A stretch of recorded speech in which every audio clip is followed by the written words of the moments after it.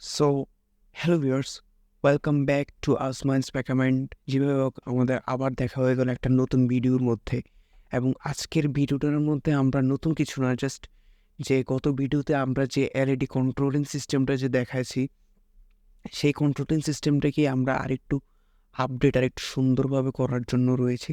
তো আজকের এখনের এই ভিডিওর মধ্যে আমরা জাস্ট গত ভিডিওতে আমরা একটা এলইডি দেখাইছি, এবার আমরা একাধিক এলইডি দিয়ে কন্ট্রোলিং সিস্টেমটা দেখাবো। প্রথমে আমাদের হচ্ছে যে আমরা এখানে একটা সার্কিট ডায়াগ্রাম দেখাই আপনাদেরকে। আচ্ছা, এটা সরে দিয়েছি আমি, ওয়েট।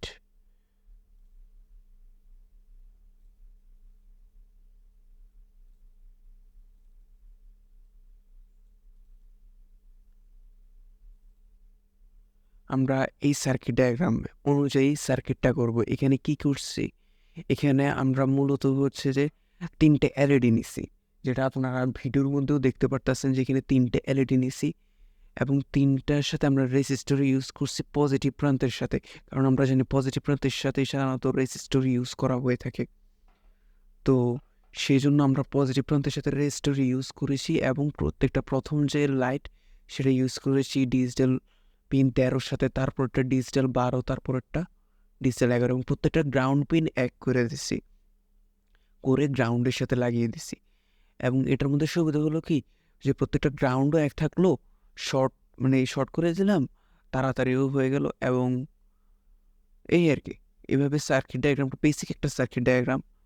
তো এভাবে করার পর আমাদের সার্কিট ডায়াগ্রামটা এখানে হচ্ছে, এখন আমরা হচ্ছে আরডুইনোকে আমাদের কম্পিউটারের সাথে কানেক্ট করব।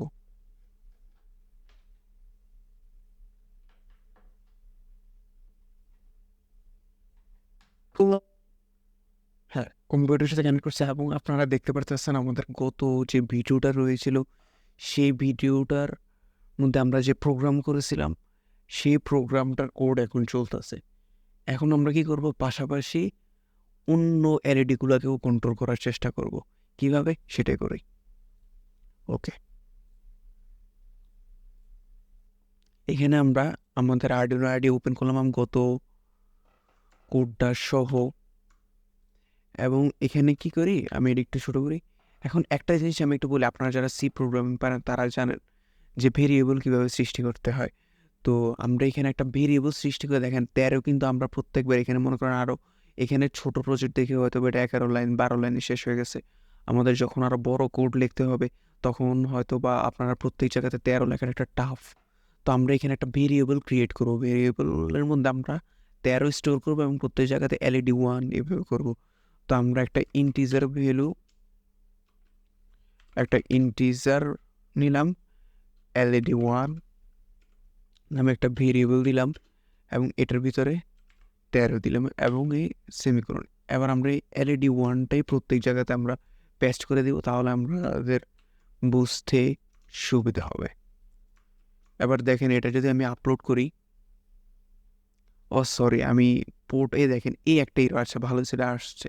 এই একটা ইরর আসলে আপনারা ঘাবড়ে যাবেন না, এখানে টুলসে যাবেন, পোর্টে অপশনটাতে যাবেন, তারপর দেখবেন এখানে দেওয়া আছে আরডুইনো উনো COM3, এটা সিলেক্ট করে দিবেন, তারপরে আপলোড দিবেন।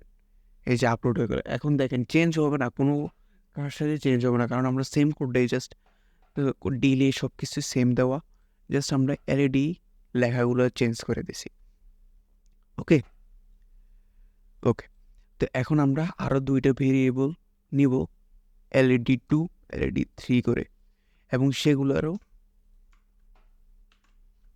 আমরা পিন মোড দিব 3টারে, এবং প্রত্যেকটা পিন মোডের সাথে সাথে আমরা এখন এগুলোর প্রত্যেকটা প্রিন্ট মোডও দিতে হবে।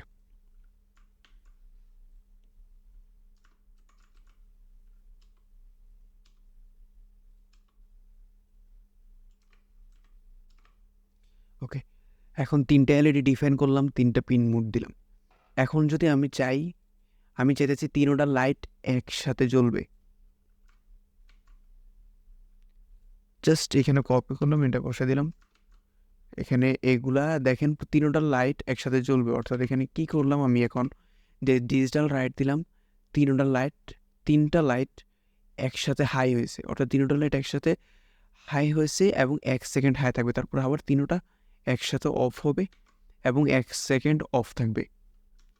এটা করে দিই।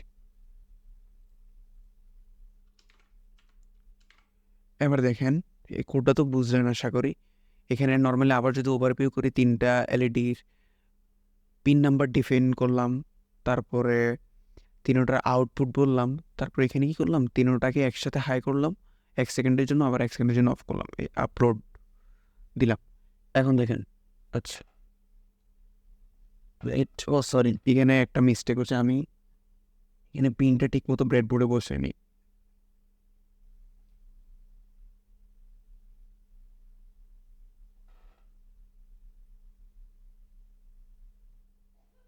ঠিক আছে, আমি এখানে ওয়্যারগুলো ঠিক মতো বসাইনি, অন্ধকারে করছিলাম তো এই জন্য।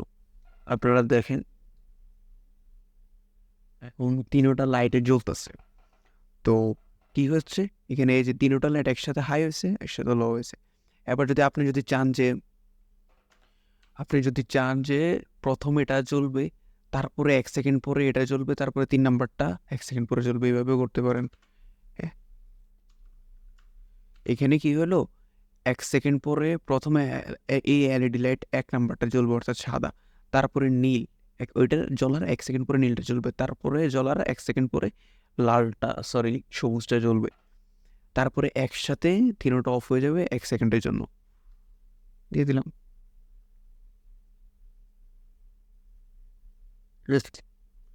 একটা জ্বললো, 2টা, 3টা, সবগুলো অফ, আবার একটা, 2টা, 3টা, সবগুলো অফ। ওয়াও, আপনারা ভালো প্রোগ্রামার হয়ে গেছেন। ওকে, রেকর্ড হচ্ছে।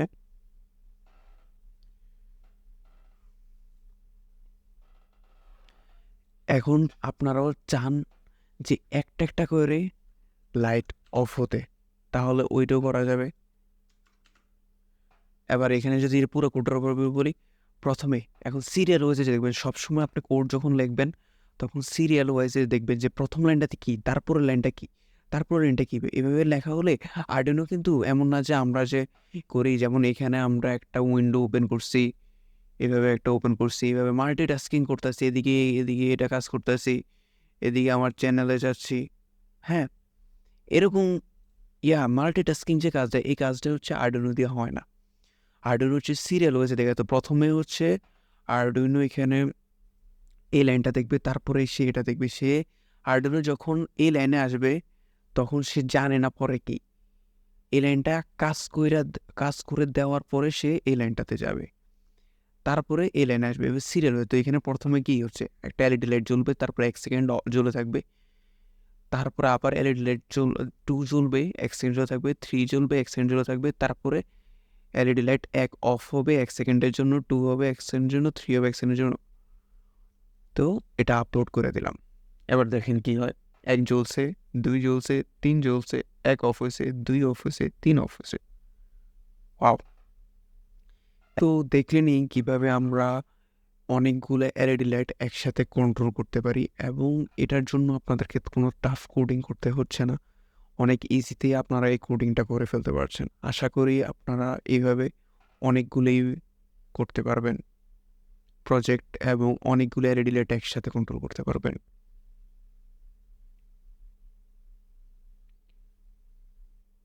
তাহলে আর কি, দেখা হচ্ছে নেক্সট কোনো ভিডিওতে। ততক্ষণ পর্যন্ত সাথে থাকুন।